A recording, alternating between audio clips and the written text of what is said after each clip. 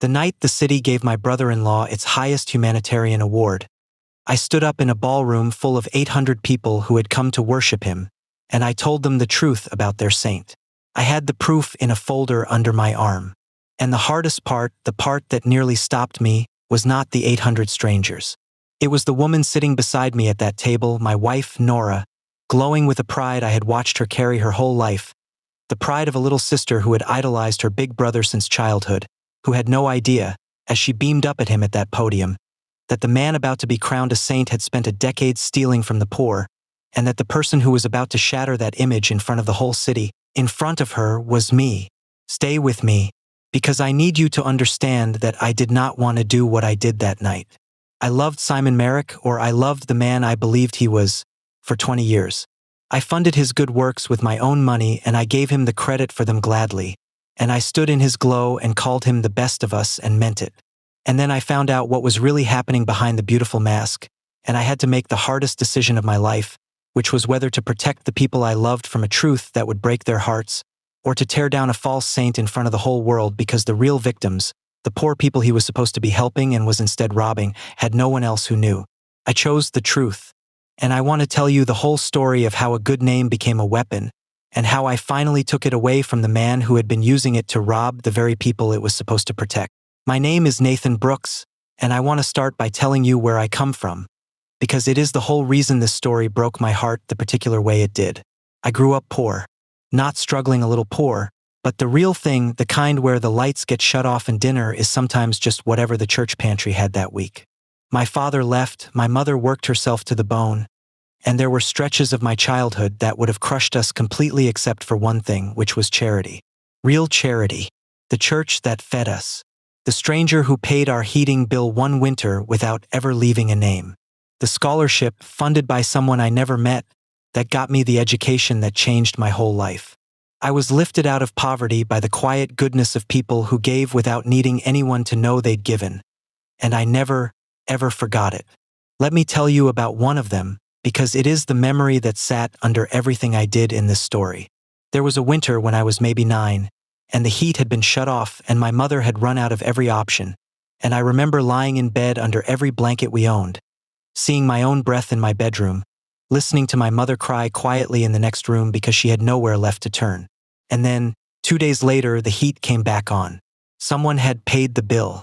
My mother never found out who.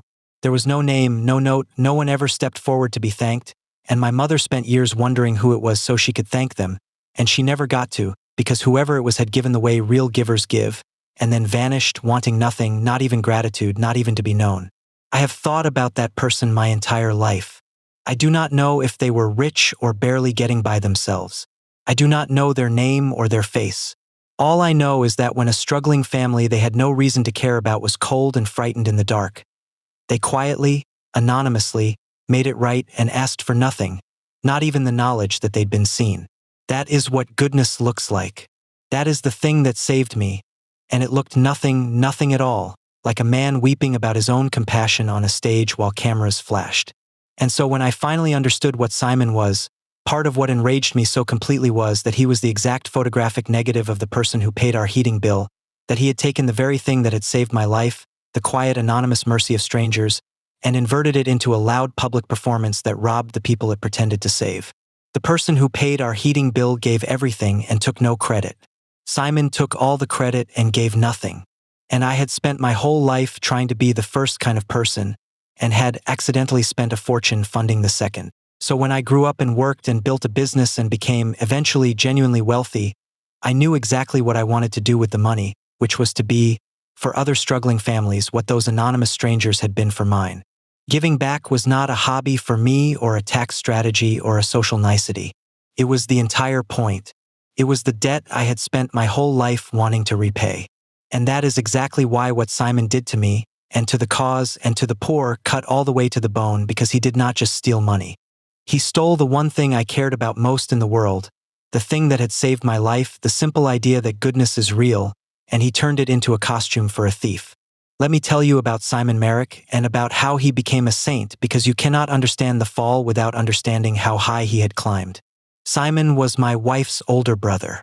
I met him when I met Nora 30 years ago, and I liked him immediately because Simon was, on the surface, the most likable man you have ever met. He was warm, magnetic, funny, the kind of person who makes you feel, when he turns his attention on you, like the most important person in the room. He had a gift, a real gift, for connection, for making people feel seen and loved, and everyone who met him adored him, and none more than my wife, Nora, who had grown up idolizing her charismatic big brother and never once, in 50 years, stopped. To Nora, Simon hung the moon. He was the good one, the special one, the one destined to do something meaningful with his life, and she believed it with her whole heart, and for a long time so did I. Let me give you one memory of Simon's charm, because you have to feel how real it seemed in order to understand how completely it fooled everyone, including me. Years ago, at a family gathering, my own mother, who by then was old and frail and did not warm to many people, met Simon for the first time, and within an hour Simon had her laughing like a girl, holding her hand, listening to her old stories with what looked exactly like rapt, tender attention, drawing her out in a way none of us had managed in years. And afterward my mother took my hand and said, "That's Simon, he has a beautiful heart, you can just feel it." And I remember being so glad, so proud that my wife's brother had that effect, that beautiful gift for making people feel cherished. I know now what I did not know then, which is that the gift was real but the heart behind it was not, that Simon could produce the exact appearance of love, the warmth, the attention, the tears on command, for anyone the way a great actor can produce the appearance of grief, and that the appearance was so perfect precisely because there was nothing real underneath it to get in the way. A person who actually loves you is sometimes clumsy about showing it, distracted, imperfect, because real feeling is messy. Simon was never clumsy, never imperfect, because he was not feeling anything. He was performing, flawlessly, and the flawlessness should have been the warning. But of course it never is, because we are all so hungry to be seen and cherished that when someone offers us the perfect appearance of it, we do not stop to ask whether anyone is home behind the eyes. That was Simon's true gift, not compassion but the flawless imitation of compassion. And it is a far more dangerous gift, because the imitation asks nothing of the imitator, costs him nothing, and can be aimed coldly at whatever the imitator actually wants, which in Simon's case turned out to be money, taken from the poor, laundered through the appearance of love. I should tell you why Nora idolized him so completely, because it was not foolishness on her part, it had roots, and understanding them is part of understanding why the truth cost her so much. They had grown up in a difficult home, Nora and Simon, with a hard and often cold father. And in that home Simon had been Nora's protector, her warmth, the older brother who shielded his little sister from the worst of it, who made her laugh when things were frightening, who told her she was special when the people who should have told her did not. When you are a child in a cold house and one person is your source of warmth and safety, you do not just love that person, you build your whole sense of the world around them, and Nora had done that, had made Simon the son of her childhood, the proof that she was lovable, the one who had saved her. And that is a bond that does not loosen with age, that only deepens, so that 50 years later the grown woman still carried the little girl's absolute faith in her big brother. And when I put the proof in front of her, I was not just showing her that a man had committed fraud, I was telling the little girl in the cold house that the person who had saved her, the source of all her childhood warmth, had been, underneath, something hollow and false. That is why it nearly destroyed her, and why her choosing the truth anyway was so extraordinary, because she had to sacrifice not just a brother but the childhood belief that had held her together her whole life, had to look at her own protector and see a predator, and she did it, for the sake of strangers, and I do not think I will ever fully comprehend how much that cost her or how much strength it took. The trouble, in the early years, was that Simon's gifts had never quite found their purpose. He drifted. He was too big for ordinary jobs, too charismatic to sit behind a desk, and he went from one thing to another, always brilliant, always beloved, never quite landing, and I watched Nora worry about her brother, watched her wish that he could find the thing that would let his gifts shine the way she always believed they were meant to. And when I became wealthy and started thinking seriously about how to give back, about building a foundation to help struggling families the way my family had once been helped, I had what felt at the time like the best idea of my life. I would build the foundation, fund it entirely with my own money, and I would put Simon at the head of it. Because Simon had the one thing I did not, the public gift, the magnetism, the ability to inspire people and rally a community and be the beloved face of a cause, and I had the one thing he did not, the money and the business sense to make it real. It seemed perfect. I would provide the resources and stay in the background where I was comfortable, and Simon would be the face, the heart, the public soul of the thing, and together we would do enormous good, and my wife would finally see her beloved brother become the great man she had always known he could be. I even let it be named for him, the Merrick Foundation. My money, my idea, my father's pantry anonymous scholarship dream made real, and I put his name on it and I gave him the credit gladly, joyfully, because I did not care about the credit, I cared about the good, and I loved my wife and I loved her brother, and it made me happy to hand him the glory. That decision, made out of love and humility, was the exact door through which everything else walked. I have thought a great deal since about why I gave Simon the credit so freely, because it turned out to be the most consequential thing I did, and I want to be honest about it because there is a lesson in my own blindness. Part of it was genuine humility, a real belief which I still hold, that the good matters and the credit does not, that the anonymous stranger who paid our heating bill had the right idea, and that needing your name on your goodness is a kind of vanity. But part of it, if I am honest, was something less pure, which was that giving Simon the credit let me feel doubly good, generous with the money and generous with the glory too. And there was a quiet self-regard in that, a pleasure in being the humble benefactor behind the scenes that I did not examine at the time. And the deepest part, the part one I'm least proud of, was that giving Simon the foundation solved a problem for me, the problem of my wife's worry about her drifting brother, the problem of what to do with a charismatic man who had never found his purpose, and handing him a ready-made purpose and a platform felt like killing several birds with one generous stone. I did not look closely at whether Simon actually had the character to be trusted with it, because I did not want to look, because the arrangement was too convenient, too flattering to my own generosity, too soothing to my wife's worry. I mistook Simon's charm for character, the way almost everyone did, and I compounded the error by wanting so badly for the convenient, flattering version to be true that I never once, in all those years, checked. That is how the good and the naive get robbed, not usually through some failure of intelligence, but through wanting the beautiful version to be true so badly that we decline to look at whether it is. I handed a thief a halo and a platform and a decade of my money, and I did it out of a mix of real virtue and unexamined vanity and convenient hope, and the thief did exactly what thieves do when you hand them a halo, which is hide behind it and steal. And Simon flourished. God, did he flourish. Given a platform and a cause and my money to work with, Simon became, over the following years, exactly the beloved figure everyone had always believed he could be. The Merrick Foundation grew, and Simon grew with it into a genuine public figure, a celebrated humanitarian, the man the whole city pointed to when they wanted to talk about goodness. He gave speeches that moved people to tears. He was in the papers, on the local news, at every important event, always with that warm, magnetic presence, always talking about the families we were saving, the children we were feeding, the lives we were changing. He collected honors the way other men collect cufflinks. Humanitarian of the Year, Community Leader Awards, honorary this and distinguished that, a whole wall of them in his beautiful office. And I want to say something about that wall of awards, because I have come to see it very differently than I did when I used to stand in front of it feeling proud. At the time, I saw those awards as evidence, proof of Simon's goodness, confirmation that the world had recognized what my wife and I already knew. I understand now that the awards were not evidence of anything except Simon's skill at the performance, because here is the uncomfortable truth about how our world hands out its honors for goodness. It hands them out for the appearance of goodness, for the visible, photographable, speech-giving, tear-producing performance of virtue, and almost never for the real thing, because the real thing is usually invisible. No one gave the stranger who paid my mother's heating bill an award because no one ever knew he did it, because he did it in the dark and vanished.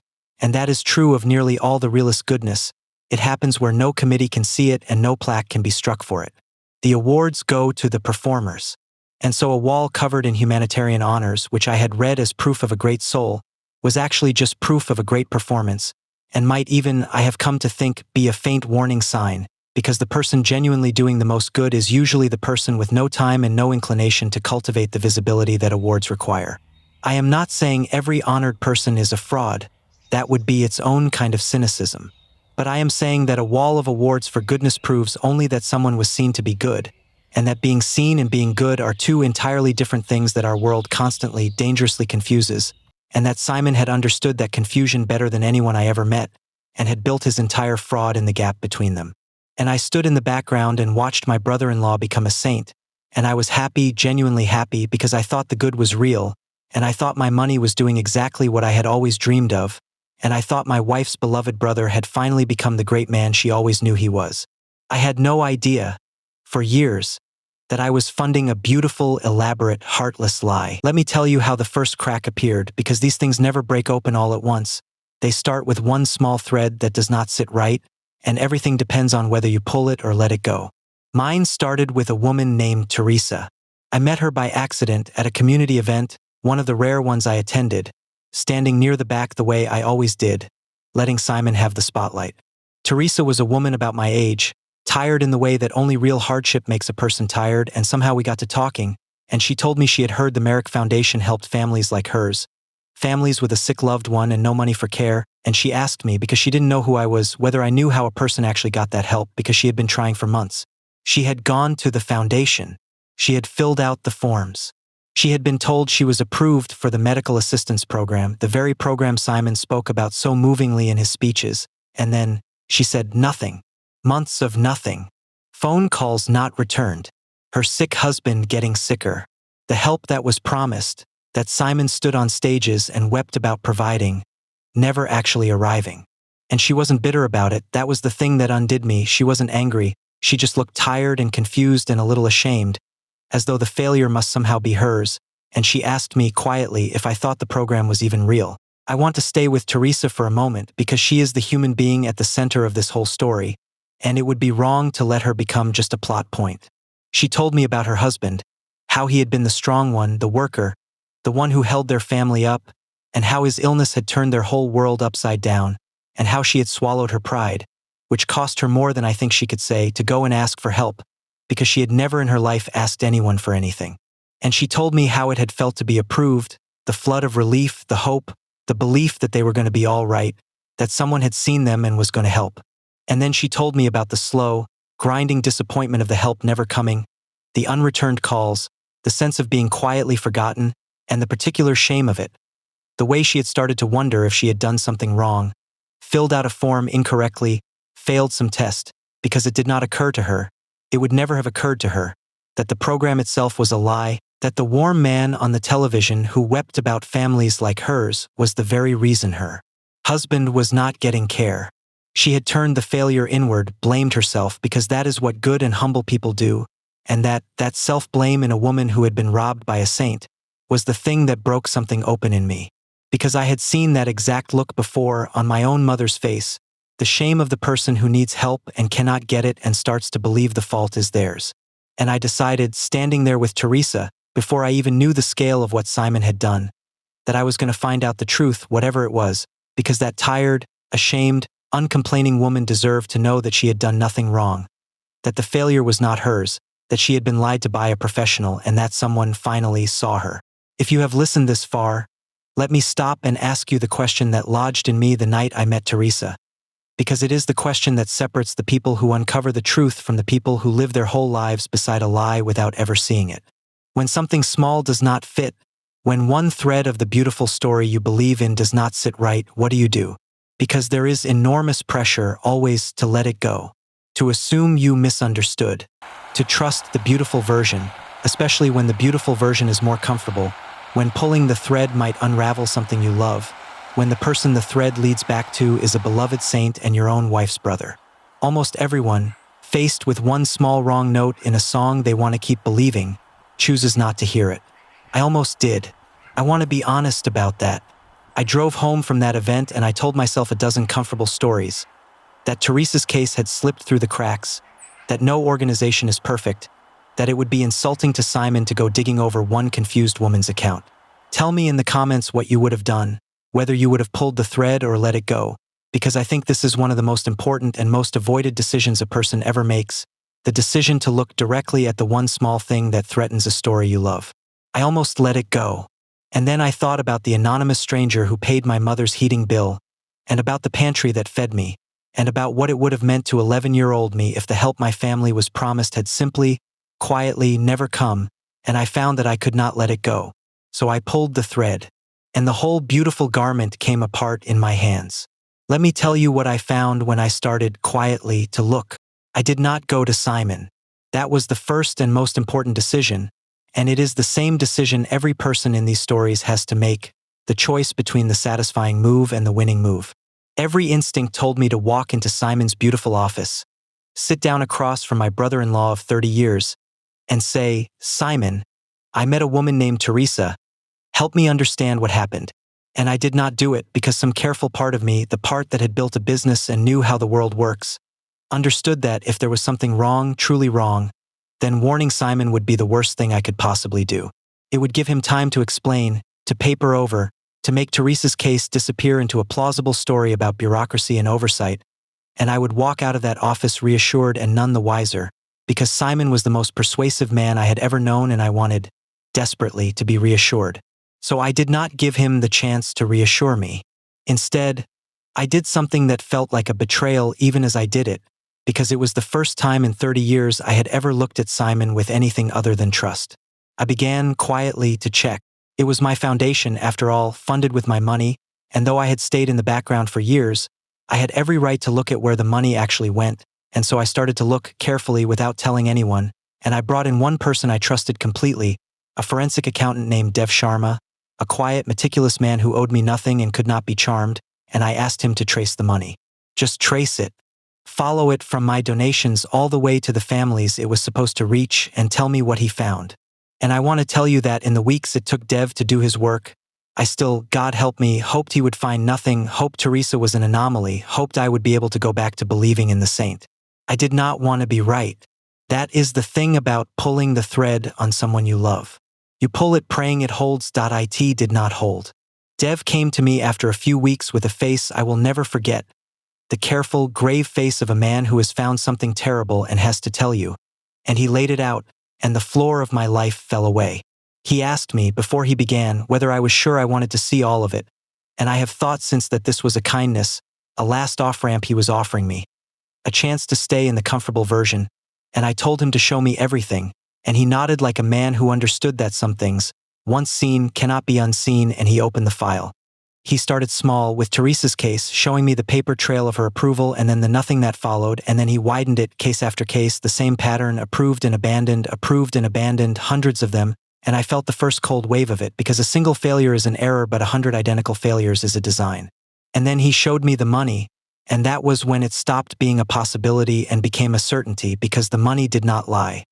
He walked me through the vendors, these companies with official-sounding names that billed the foundation enormous sums, and then he showed me, layer by layer, who really owned them, and the ownership kept leading back to the same place, to Simon, to Simon, to Simon, until it was undeniable that my brother-in-law had built a hidden machine for turning charity into personal wealth, and had been running it for years, right under my funding, right under my trust.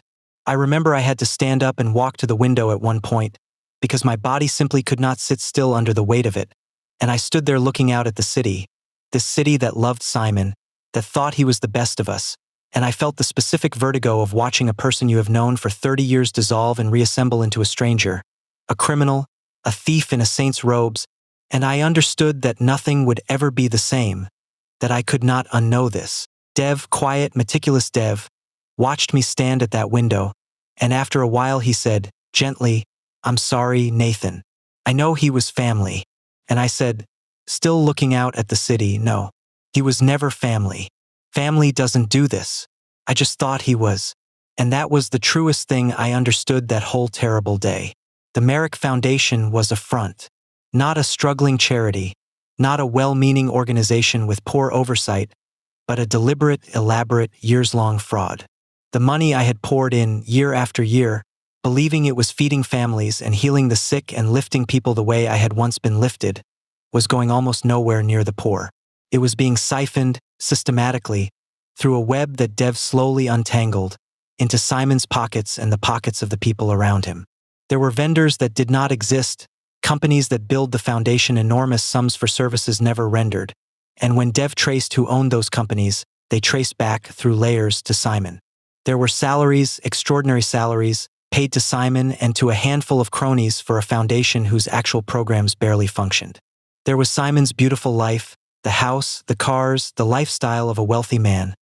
All of it funded not by any success of his own but by skimming the charity meant for the poorest people in the city. And the programs, the food assistance, the medical help, the family services that Simon wept about so movingly on stage, the ones Teresa had been promised, were mostly hollow, tiny token operations kept just barely alive to provide the photographs and the stories and the moral cover, while the vast majority of the money vanished into the machine. Teresa was not an anomaly. Teresa was the truth. The help almost never came because the help was never the point. The help was the costume. The theft was the body underneath. I want you to understand the specific horror of what I was looking at, because it was so much worse than ordinary theft. If Simon had simply embezzled from a company, that would have been a crime, an ugly one, but a comprehensible one. What Simon had done was worse because he had not just stolen money, he had stolen it from the poorest and most desperate people in the city, the sick, the hungry, the families one crisis away from ruin, the exact people I had once been, and he had done it while standing on stages accepting awards for his goodness, while my wife beamed up at him with worship in her eyes, while the whole city held him up as proof that good people still existed. He had used the mask of charity, the most sacred thing I knew, the thing that had saved my life, as camouflage for robbing the very people charity exists to protect. And he had used my money and my father's pantry dream to do it, and he had let my wife adore him and let me stand in his glow calling him the best of us. And every bit of it, every speech, every tear, every award, was a lie built on the backs of people like Teresa, people who filled out the forms and waited for the help and got nothing while Simon bought another car with the money meant to save them. That is not embezzlement.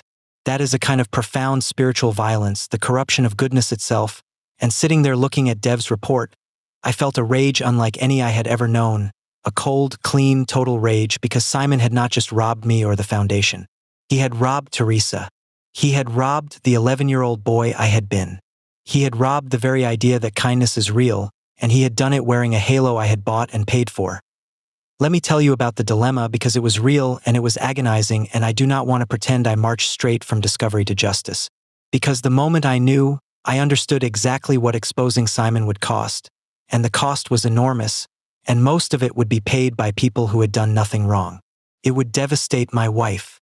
Nora had idolized her brother her entire life, had built part of her own identity around being the sister of a great and good man, and exposing Simon would not just take away her brother, it would retroactively poison 50 years of love, would tell her that the person she had worshipped since childhood was a fraud who had been robbing the poor and letting her adore him for it. It would humiliate her family. It would blow apart the peace of my own home. And there was an easier path, a much easier path, and I want to be honest that I considered it seriously, which was to handle it quietly. To go to Simon privately, force him out, shut down the fraud, redirect the money, and never tell the world, never tell Nora. Let the saint keep his halo and simply end the crime in the dark. It would have spared everyone I loved an enormous amount of pain. And for a few days I genuinely leaned toward it because I am not a cruel man and I did not want to hurt my wife. Those were some of the worst nights of my life, worse in some ways than the discovery itself, because a discovery is a single blow but a decision is a slow grinding weight that you carry into every hour. I would lie awake beside Nora, who still, in those days, did not know, who still slept peacefully believing her brother was a great man, and I would look at her in the dark and think about what my choice was going to do to her, and I would feel like a man holding a bomb, deciding whether to detonate it in my own home. I made lists in my head, the case for silence and the case for truth, and the case for silence was all about the people I loved, protect Nora, protect the family, keep the peace, spare everyone the pain, and it was a genuinely loving case, and that was what made it so seductive and so dangerous, that the wrong choice wore the face of kindness. And the case for truth was colder and lonelier and had, at its center, only the faces of strangers, Teresa and the families on Dev's list. People I did not know. People who would never know I had agonized over them. People whose claim on me was nothing but the bare fact of their having been wronged. And I understood, lying there, that this was the real test, that anyone will protect the people they love, that is easy, but that the measure of a person is whether they will also protect the stranger who has no claim on them but justice, especially when protecting the stranger means wounding the beloved. I did not want to pass that test. I wanted, so badly, to find a way to protect both, to have a clever third option where no one I loved got hurt and the truth still came out, and there wasn't one, there is almost never one, and the hardest lesson of those sleepless nights was that sometimes doing right by the powerless requires wounding the people closest to you, and that a man who will only do good when it costs the people he loves nothing is not actually a good man. He is just a comfortable one who has never been tested. I was being tested, and for a few nights, I am ashamed to say, I was failing, leaning toward the comfortable silence, until the faces on that list finally weighed more than my own peace, as they should have from the start. If you have made it this far, let me ask you the question I wrestled with in those sleepless days, because I think it is one of the hardest moral questions there is, and I truly want to know where you land. When a beloved person is secretly guilty of something terrible, and exposing them will devastate innocent people you love, but keeping the secret means the truth stays buried and the victims never get justice or even acknowledgement, what is the right thing to do? Is it kinder? Is it better to handle it quietly, to spare the innocent the pain of the truth, even if it means the world goes on believing a lie? Or is the quiet path actually a second betrayal, this time of the victims, of Teresa, of everyone the lie had harmed, who deserved to have the truth known and the false saint pulled down? Tell me in the comments, because I do not think there is an easy answer, and I changed my own mind more than once. Let me tell you where I landed and why. I decided I could not keep it quiet, and the reason I decided it was Teresa. Because when I imagined taking the quiet path, protecting my wife and my family's peace by handling it in the dark, I kept running into a wall, which was that the quiet path protected everyone except the people who actually deserved protecting. Protected Simon, who deserved nothing. It protected the family's comfort at the cost of the truth. But it did nothing for Teresa, and nothing for all the other Teresas, the hundreds of families who had been promised help and robbed of it, who had been told they were approved and then left to sink, who had been used as props in a saint's performance while their actual suffering was ignored. Those people had been failed in the dark silently, and to handle Simon in the dark too, to make it all quietly go away to spare my family's feelings, would have been to fail them a second time, to decide once again that their truth mattered less than powerful people's comfort. And I could not do it, because I had been Teresa. I had been the family promised help, and I knew that the thing those anonymous strangers gave my mother was not just money. It was the knowledge that someone saw them, that their suffering was real and acknowledged and answered. Simon had stolen that acknowledgement from hundreds of families, and the only way to give even a piece of it back was to drag the truth into the light, all of it publicly, so that the victims were seen and the lie could not simply be swept quietly under a rug to protect the man who told it. So I made my decision. I would expose Simon, not privately, not in a way that let him negotiate a graceful exit and keep his halo, but publicly, completely, with the full weight of the proof, so that the truth could never be buried again. And I chose the moment with care, and I want to tell you that this is the part some people have judged me for, because I did not choose a quiet press conference or a discreet handover to the authorities, though the authorities came later. I chose to do it at the Gala, because the city was about to give Simon its highest humanitarian award, in front of 800 people, the crowning moment of his manufactured sainthood, the very peak of the lie. And I decided that the lie should die exactly where it lived, on that stage, in that glow, in front of all the people who had been deceived, because a lie that grand, told for that long, to that many people, does not deserve a quiet death in a lawyer's office. It deserves to be undone in the same light it was built in. Some have called that cruel. I call it justice with its proportions intact, the unmaking of a public lie in public, and I would do it again. Let me tell you what I did to prepare, because I was not going to stand up and make an accusation Simon could deflect with his gifts. I was going to present proof, undeniable, documented, overwhelming proof, so that there would be nothing to argue with. Dev assembled everything, the whole architecture of the fraud, the fake vendors, the traced money, the hollow programs, all of it airtight. And I found allies, quiet ones, the most important of whom was a woman named Marisol, a low-level program coordinator at the foundation, one of the few real ones, a woman who had taken the job because she genuinely wanted to help families and had spent years being stonewalled, watching the help never reach the people, being told to file the approvals and then do nothing, growing sick at heart over a wrongness she could see but could not prove and did not have the power to fight. When I came to Marisol carefully and showed her a piece of what I had found, she wept, not from shock but from relief. The relief of someone who has watched an injustice for years and finally found someone with the power to end it. She told me things that night that I have never forgotten, the view from inside the machine, from the level of the people who actually met the families. She told me how she had come to the foundation full of hope, believing she was going to spend her days helping people, and how slowly the reality had revealed itself, the approvals that led nowhere, the instructions to process the paperwork and then quietly do nothing, the families who called and whom she was told to manage, which meant to placate without helping. She told me about the ones she couldn't forget, the specific faces, an old man who came in every week for months politely asking about assistance that never came, a young mother she had personally promised to help and then had to watch be turned away by the machinery above her, and how she had lain awake over them, sick with a complicity she had never chosen and could not escape, Because she was one person at the bottom with a family of her own to feed and no proof and no power, and who would believe a junior coordinator over the beloved Simon Merrick. She told me she had almost quit a dozen times and had stayed only because she reasoned that if she left, they would replace her with someone who didn't care at all, and at least while she was there she could sometimes, quietly, off the books, point a desperate family toward some other real resource elsewhere. A small secret rebellion that was all her conscience could manage from where she stood. And when I showed her that I had the proof, the real proof, the thing she had needed for years and never had the power to get, she put her face in her hands and cried, and she said, "I thought I was going crazy. I thought maybe I was the problem. Maybe I just didn't understand how these things worked." And I told her no, she had understood perfectly. She had been the only sane person in a mad and rotten place, and that her years of quiet, powerless, unwitnessed refusal to fully surrender to it had not been nothing, had in fact kept a flicker of the real mission alive in a building where everyone above her had killed it, and that now, finally, she was going to get to help me burn the rot out and build something real in its place. Marisol had less money and less power and more to lose than anyone in this story, and she risked all of it to stand in the light and tell the truth, and I want her name in this because the world remembers the loud false saints and forgets the quiet real heroes, and Marisol was the realest hero of the whole thing.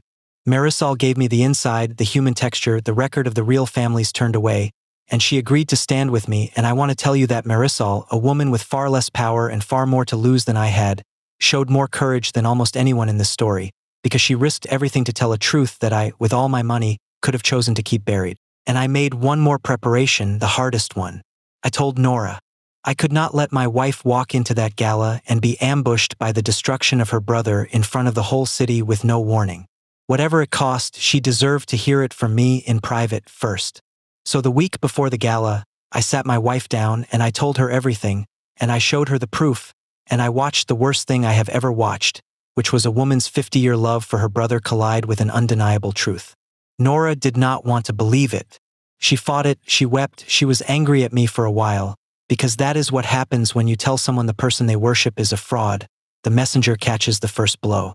But Nora is not a fool, and Nora has a good heart, and when she made herself actually look at the proof, at the fake companies and the traced money, and most of all, at the faces of the real families like Teresa who had been turned away, something in her shifted, and my wife did the bravest thing I saw anyone do in this whole story. She chose the truth over her brother. She chose the poor families over her own comfort and her own beloved illusion. And she told me, through her tears, that I had to do it, that Simon had to be stopped and exposed, and that she would sit beside me while I did it because the families deserved it, and because the brother she had loved was already gone, had perhaps never really existed, and the man wearing his face did not deserve her protection. I have never been prouder of my wife or loved her more than in that moment when she chose what was right over what was easy, and chose it about the person hardest in the world for her to choose it about. There was a moment in that conversation I will never forget, and it tells you who Nora is.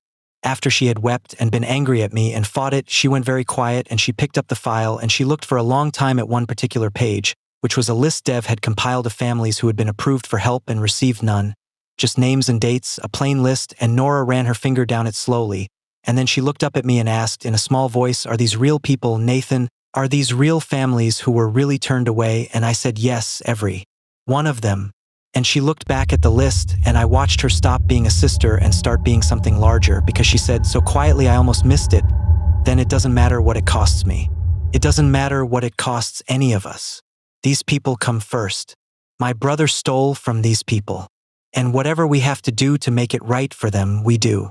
That was the moment my wife chose her side, not with anger at Simon, which came later and was smaller, but with a plain, clear-eyed love for strangers she had never met. The families on that list, whom she decided in an instant, mattered more than her own heart. I married her for 30 years without ever knowing, until that moment, exactly how much iron was in her. It took the worst night of her life to show me, and I have never looked at her the same way since, because a person who can hold the ruin of her deepest love in one hand and a list of wrong strangers in the other, and choose the strangers, is a better human being than I will ever be, and I get to be married to her. And so we came to the gala. Let me tell you how it ended. The ballroom was everything you would imagine. 800 of the city's finest, the lights, the flowers, the wealth, all of it gathered to celebrate the great humanitarian Simon Merrick. I sat at the head table beside Nora, who was pale but steady, her hand in mine under the tablecloth, gripping it hard. I want to tell you what those hours felt like, sitting there, because they were among the strangest of my life. I sat in a room full of people celebrating a lie, holding the truth in a folder under my chair, knowing that in a little while I was going to stand up and detonate it. And I had to sit through the whole long build-up, the dinner, the speeches, the toasts, smiling, nodding, playing the proud brother-in-law one last time, while inside me a countdown ran. There is a peculiar loneliness to holding a secret that large in a crowded room, to being the only two people, Nora and I, who knew that the golden evening everyone else was enjoying was about to end. I watched the faces around our table, good people, most of them generous people who had given their own money to Simon's cause believing in it, and I felt a strange tenderness toward them because they were about to lose something too, the comfortable belief that they had been part of something good, and I was the one who was going to take it from them, and even though it was right, even though they deserved the truth, I felt the weight of being the person who was going to walk into a room full of people's happiness and replace it with a terrible knowledge. Nora felt it too. At one point she leaned over and whispered, "Is it awful that part of me still hopes, right now, that we're wrong, that somehow it isn't true?" And I whispered back that it wasn't awful at all, that hoping the person you love isn't a monster is the most human thing there is, and that we weren't wrong, and that in a little while we were going to do a hard, right thing together. And she nodded and squeezed my hand, and we waited, two people alone with the truth in a room of 800, for the moment to come. And I watched them build Simon up, speaker after speaker, testimonial after testimonial, the whole machine of his manufactured sainthood running at full power, people standing to praise his selflessness, his compassion, the lives he had saved, and I sat there with a folder under my chair containing the truth, and I waited, because I had arranged one thing carefully in advance, which was that when Simon accepted his award and finished his acceptance speech, there would be a moment, and in that moment the microphone would be available and I would take it. Simon gave the speech of his life. Of course he did. He stood up there in the glow, magnificent, moving, and he talked about the families, our families, he called them, the ones we lift up, the ones we refuse to leave behind, and he wept real-looking tears, and he said that the only reward that mattered to him was the knowledge that somewhere tonight a family was warm and fed and cared for because we had refused to look away. And 800 people rose to their feet in an ovation, and my wife beside me did not rise, sat frozen with her hand crushing mine, and I looked up at my brother-in-law basking in the love of a whole city for a goodness that did not exist, built on the suffering of the people he claimed to serve, and I stood up, and I walked to the stage, and I asked, calmly, if I might say a few words, and Simon, seeing me, his brother-in-law, his benefactor, his oldest supporter, smiled and opened his arms, and welcomed me to the microphone, because he had no idea, none, that the man he was embracing had a folder full of his ruin, and that the glow he was standing in was about to become the light he would be exposed in. The walk to that stage was the longest walk of my life, and I want to tell you what was in me during it because it was not triumph. People imagine a moment like that as a kind of victory march, the righteous man striding up to unmask the villain, and it was nothing like that. What I felt walking up there through the applause was grief and dread and a terrible reluctance, because I still, even then, even knowing everything, felt the pull of the old love, the 30 years, the man I had thought Simon was, and some foolish part of me was mourning him even as I climbed the steps to destroy him. And I felt the 800 people, their happiness, their belief, and I knew I was about to take it from them, and I did not want to. No decent person wants to be the one who walks into a celebration and turns it into a funeral. And I felt Nora behind me, felt the weight of what this was doing to her, and part of me wanted to turn around and sit back down and let the beautiful lie stand for one more night, just one more, and spare everyone. But then I reached the podium and I looked out, and somewhere in that sea of faces I made myself picture Teresa, and the list of families, the real people who had been robbed while all this applause thundered for the man who robbed them, and I found, standing there, the one thing stronger than my reluctance, which was the plain refusal to let their suffering be papered over by one more night of a comfortable lie. I did not walk to that stage as a triumphant man. I walked to it as a reluctant one, dragging myself toward a hard thing because it was right, and I think that is what most real courage actually looks like, not the absence of reluctance but the choice to act through it, to do the necessary thing not because you are eager but because you have looked at the alternative and cannot live with it. I did not shout. I want you to know that. I have never in my life felt a rage like the one I felt standing on that stage, but I did not shout because I understood that the truth I was about to tell did not need volume. It needed only clarity, and that the calmer I was, the more undeniable it would be. I thanked everyone for coming. And then I said that before we celebrated the work of the Merrick Foundation any further, the people in this room, who had given so generously to it, deserved to know where their money had actually gone. And I began to tell them, calmly, precisely, with the proof. I laid it out: the fake vendors, the traced money, the extraordinary salaries, the hollow programs, the families like Teresa who had been promised help and given nothing while the money vanished into Simon's pockets. I watched Simon's face as I spoke, watched the warm magnetic mask begin to crack, watched him try to interject, to charm, to reframe, and I simply kept presenting the proof, document after document, because charm does not work on a room that is watching a man be shown, in hard numbers, to be a thief, and I watched the ovation of a moment before curdle, in real time, into a horrified silence, as 800 people who had come to worship a saint understood that they had been funding a fraud, and that the sick and hungry families they thought they were saving had been robbed, systematically, for a decade, by the man weeping at the podium. Simon fought.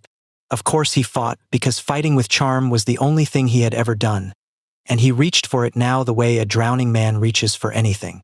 He laughed warmly and tried to take the microphone back, saying something about how his dear brother-in-law had clearly been misled, how there had been some terrible misunderstanding, how they would of course clear all this up, and for a moment, a dangerous moment, I felt the room want to believe him, felt 800 people yearning to be told that the beautiful version was still true, that their saint was still a saint, because no one wants to learn they have been fooled, and Simon was, offering them the escape of not having to know.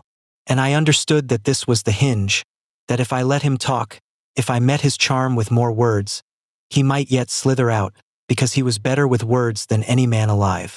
So I did not answer his charm with charm. I answered it with paper. I simply held up the documents, one after another, and read the numbers flat and plain: the name of a vendor, the amount paid, the true owner, Simon Merrick, the name of a family, approved, amount of help delivered, 0, and I did it again, and there is no charm on earth that survives a man standing quietly beside you reading true numbers off real documents, because charm works on feelings and numbers do not have feelings, and I watched Simon's warm laughing deflection run into the wall of arithmetic and shatter, and I watched the room, which a moment before had wanted so badly to believe him, begin instead to do the math, and once a room starts doing the math, the saint is already dead. Simon's smile held longest of all, a terrible frozen thing, long after his eyes had understood, because the smile was the last piece of the mask and he could not make himself set it down even as everything behind it collapsed. And that frozen smile on a ruined man is the single image from that night I have never been able to forget. And then I did the thing that ended it completely, the thing Simon could not survive, because it was not a number, it was a face. I had asked Marisol to be there, and Teresa, and I told the room about Teresa by name, with her permission, the woman with the sick husband who had filled out the forms and been approved for the medical program Simon had just wept about on that very stage, and who had received nothing month after month while she watched her husband get sicker and wondered if the program was even real. And I said it was not real, not for her, not for hundreds like her, that the program Simon accepted awards for was a stage set, a photograph, a story, kept hollow so that the money could flow to him instead. And I watched the room turn as one to look at Simon, and I watched the last of the mask fall off my brother-in-law's face, and what was underneath it was not a saint and not even really a person anymore, just a cornered man in an expensive suit who had been caught, at the peak of his glory, in front of everyone whose love he had stolen, and there was nothing, not one thing, that his enormous gifts could do to save him, because you cannot charm your way out of a room that has just watched you be revealed as a man who robbed the poor and called it love. Let me tell you what happened after, because the exposure was only the beginning of what mattered. Simon fell completely and permanently the way only a false saint can fall, because the higher you build a reputation for goodness, the further there is to drop when it turns out to be a lie, and Simon had built his all the way to the sky. The awards were rescinded. The authorities, who had been quietly alerted with Dev's evidence, moved in, and Simon faced the full legal consequences of what he had done.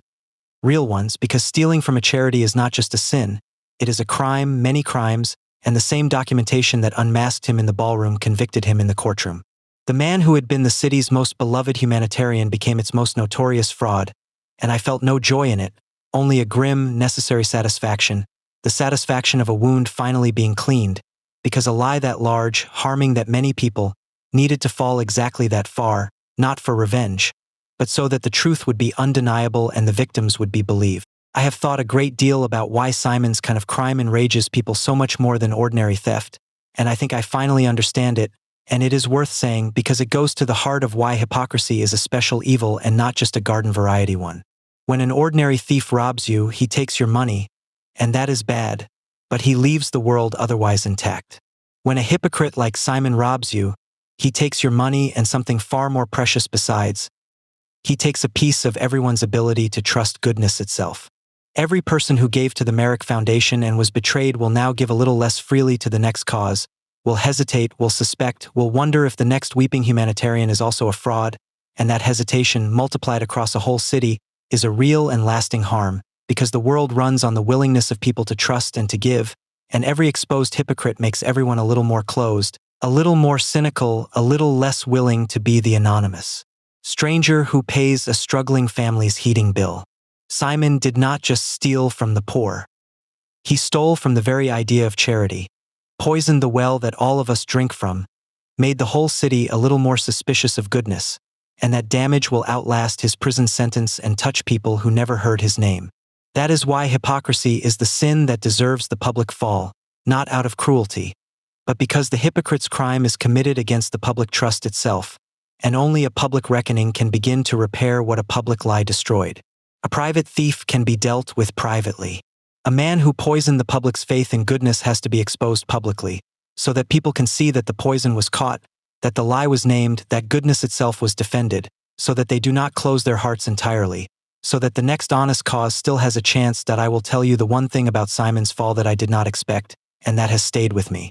In all of it, through the exposure and the disgrace and the legal reckoning, Simon never once, not for a single moment, showed genuine remorse.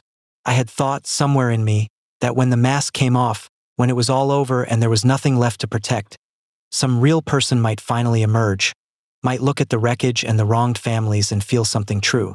But there was nothing there. When I saw him, the one time we spoke after, he was not sorry for Teresa or for the families or even really for Nora. He was sorry only that he had been caught, and even then his sorrow kept curdling into a kind of aggrieved self-pity, a sense that he had been treated unfairly, that I had betrayed him by exposing him, and I realized, listening to him, that there had never been a real person behind the mask at all, or if there had been once, it had been hollowed out so completely by years of performing goodness. He did not feel that nothing genuine remained. That was the most chilling discovery of the whole story, worse than the fraud itself, that a human being can perform love and compassion so perfectly for so long while feeling none of it, that the imitation can become so total that the capacity for the real thing simply dies, and you are left with a beautiful, warm, weeping surface over an absolute emptiness. I had spent 30 years loving that surface. There was never anyone underneath it to love me back. And I have made a kind of peace with that, but it took a long time because it is a strange grief to mourn someone who, it turns out, was never really there. But the fall of Simon was never the point, and I want to be clear about that because it is the whole heart of what I want you to take from this. The point was the foundation and the families and the dream that Simon had stolen. And so I did not let the Merrick Foundation die with Simon's disgrace, which would have been the easy thing and would have meant that Simon, in his fall, took the good down with him, robbing the poor one final time. Instead, I saved it. I took it over, stripped it down, cleaned it out completely, removed everyone who had been part of the machine, and I rebuilt it into what it should always have been, a real charity run honestly, where the money actually reaches the people, where the programs are real, where the Teresas of the city are not props but the entire purpose. I put Marisol in a position of real authority because she had shown, over years, exactly the kind of quiet integrity the work required, the willingness to serve people with no audience and no reward. I renamed it, taking Simon's name off the thing he had corrupted, and I did not put my own name on it either because I had finally learned the lesson at the center of this whole story, which is that the people who need their name on their goodness are exactly the people whose goodness you should distrust. And the first family helped by the Honest Foundation, really helped, medical care arranged and paid, was Teresa's, whose husband got the treatment he had been promised years before and denied, and who is alive today because a hollow lie was finally turned back into a real thing. That, not Simon's fall, is what I am proud of. I went to see Teresa after, once her husband was in treatment and the fear had gone out of her face. I told her, finally, who I was, that I had been the man at the back of that event she'd poured her heart out to, that her few honest words to a stranger had been the thread that unraveled the whole thing. And she was quiet for a long moment, and then she said something I have carried ever since. She said, All I did was tell you the truth about what happened to us. And I said, yes, that's all you did, and it was everything because you were the only one who did. Because that is the thing about how these great frauds finally fall. It is almost never the powerful who bring them down. It is some tired, humble person at the bottom who simply refuses to pretend the lie is true, who says quietly to whoever will listen, this is what actually happened to me and it wasn't right. Teresa did not have money or power or proof. She had only her own true experience and the plain refusal to let it be papered over, and that, handed to someone who could act on it, was enough to bring down a man the whole city worshipped. I have thought many times that if I had not happened to be standing at the back of that room, Teresa's truth would have gone unheard, the way it had gone unheard for years, and Simon would have gone on. And I do not entirely know what to do with that thought except to let it make me humble, and to make me listen now always to the tired, uncomplaining people at the back of the room, because any one of them might be holding the single true thread that a whole tapestry of lies hangs by. Teresa's husband is well now. They send me a card every year at Christmas, and it is not addressed to a great humanitarian or a generous benefactor. It is addressed to Nathan, just Nathan, and it is the only award for goodness I have ever received or ever wanted, and it means more to me than a whole wall of the kind Simon collected. And my wife, Nora, grieved, and I let her because what she lost was real, even if the man she lost had never really existed. She grieved the brother she thought she had, the 50 years of love given to a person who turned out to be a mask, and that is a real loss and a heavy one, and I did not rush her through it or expect her to simply be glad the truth was out. But Nora came through it changed, and in some ways stronger because she had done the hardest thing a person can do, which is to choose the truth over someone she loved, to refuse to let her love for a person make her complicit in his harm to others. And Nora works at the foundation now, the real one, beside Marisol, helping actual families, and she told me once that it is the only thing that has made the grief bearable, that turning the thing her brother corrupted into something genuinely good is the closest she can come to apologizing on his behalf to all the people he hurt. My wife took her brother's greatest sin and spent herself turning it into something honest. And I do not think there is a braver or more beautiful response to betrayal than that. My name is Nathan Brooks, and here is the one thing I most need you to carry. Beware the people who perform their goodness loudly. That is the whole of it, and I learned it at the highest possible cost. The truly good people I have known in my life, the ones who actually helped me when I was a poor child, gave in silence, gave without needing anyone to know, gave and then disappeared because for them the good itself was the whole reward and being seen to do it never entered their minds. Real goodness is quiet. It does not need an audience, does not collect awards, does not weep on stages about its own compassion, because the moment goodness starts performing for a crowd, you have to ask who the performance is really for, and very often the answer is that the performance is the point and the goodness is just the costume. Simon Merrick wept beautifully about the poor on stages all over the city, and he robbed them blind in the dark, and the weeping and the robbing were not a contradiction, they were the same act because the weeping was the cover for the robbing. And I want you to carry this, because our world is full of Simons, people who have discovered that the appearance of virtue is the most effective disguise there is, that no one looks for the thief wearing a halo. Watch what people do in the dark, not what they perform in the light. Trust the quiet giver over the loud one. And understand that the loudest, most celebrated, most awarded goodness is not always the most real, and is sometimes the most hollow, because a person who is genuinely good is usually too busy actually helping to spend much time being seen to. And I want to add one more thing because I do not want you to take the wrong lesson and become cynical about goodness, because that would be Simon winning one final time. The lesson is not that all goodness is fake or that all charity is a scam, or that you should close your heart and trust no one, because that cynicism is itself a kind of poison, and the world desperately needs generous people who keep giving even knowing that some Simons exist. The stranger who paid my mother's heating bill was real. The pantry that fed me was real. Marisol's quiet years of trying to help from the bottom of a rotten machine were real. Nora's choice to turn her brother's sin into honest work is real. Real goodness is everywhere, it is just quiet, and the lesson is not to stop believing in it, but to learn to recognize it, to look for it in the right places, in the anonymous gift and the unglamorous daily kindness and the person who helps when no one is watching, rather than in the loud performance on the lit stage. Keep giving. Keep believing in goodness.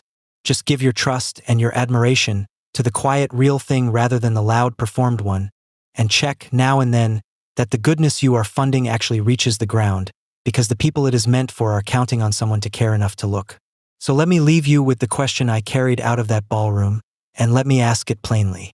If you discovered that a person the whole world worshipped as good, a person your own family loved, was secretly a fraud harming the very people he claimed to help, would you expose him knowing it would devastate people you love, or would you keep the peace and let the lie stand? And when you had the proof in your hands, would you have the courage to pull down a beloved saint in the light, for the sake of victims who had no one else to speak for them? Tell me in the comments, because I think we live in a world that has become very good at rewarding the performance of goodness and very bad at checking whether the goodness is real, and I think there are more false saints among us than anyone wants to believe, and more Teresas being quietly failed behind the beautiful speeches.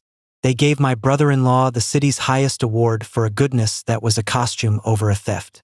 And I took the microphone and I gave the city back the truth, because the poor he robbed deserved at least that, to be seen, to be believed, to have someone stand up in the bright light of the lie and say, this was never real and these people were never helped, and that ends tonight. Watch the quiet givers. Distrust the loud ones. And never, ever let anyone use the good name of goodness as a place to hide, because the mask of virtue is the favorite costume of the people with the most to hide, and pulling it off them, however much it costs, is one of the truest things a person can do.